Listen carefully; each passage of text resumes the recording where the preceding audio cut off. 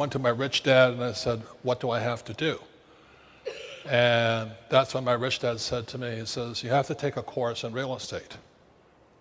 I said, real estate, why? He says, well, 4 greenhouses, 1 red hotel. I said, yeah, but aren't you going to teach me? He says, I don't have time to teach idiots, you know?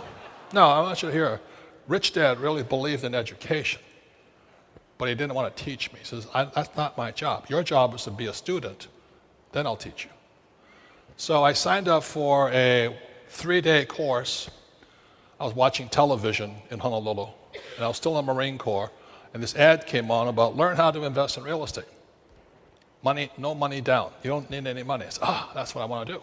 So I took the course, and it was exactly as Rich Dad said to do. You see, the beauty about real estate is you learn to use debt to get rich. I'll give you another tip. If you're going to be rich, you have to learn to use debt. It's called other people's money. So when I hear poor people say to me, I don't have any money, I said, because you're an idiot. That's why. You're not supposed to use your money. You're supposed to use other people's money. Well, that's debt. I don't want to do that.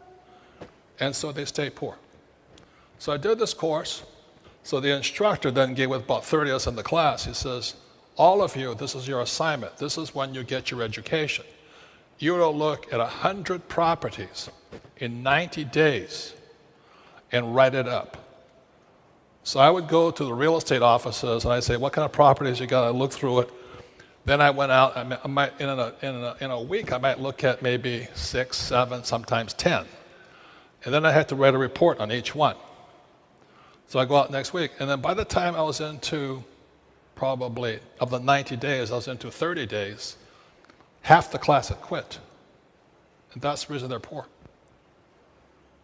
They couldn't stick it out for 90 days.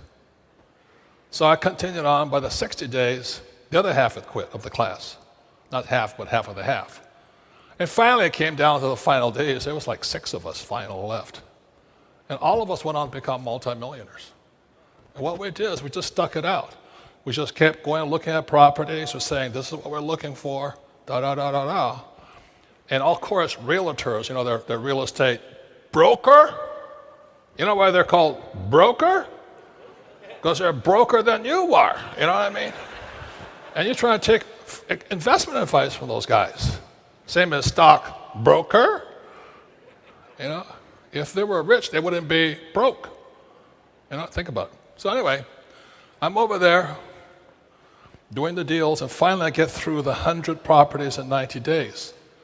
And then, and only then, did I know which property to buy. And to this day, you know, I still remember it.